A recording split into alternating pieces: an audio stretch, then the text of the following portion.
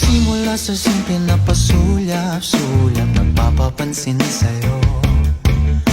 Umabot sa palitan ng mga mensahe, kilig na kilig ako. Kumusta, kain na, hello, magandang umaga. Ingat ka, pahinga, huwag kang masyadong magpupuyat pa. Naramdaman ng puso na dahan-dahan akong nahuhulog sa'yo. Sa kada araw natin na pag-uusap, meron nang namumuo. Ngunit di ko na alam kung anong patutunguhan. Ang hiling ko lang naman na itong naramdaman.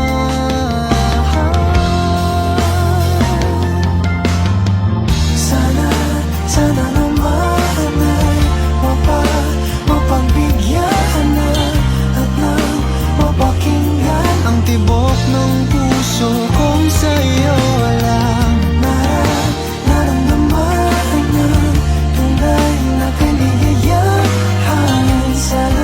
Sana naman mapagbigyan ang tibok ng puso.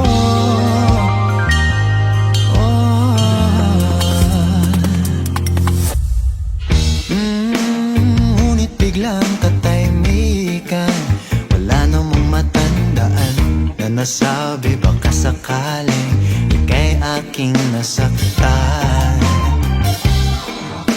Bigla na lamang ika'y di nagparamdam. Ako ba'y pinagsawaan o may ginagawa lang? Sabihin ng totoo upang di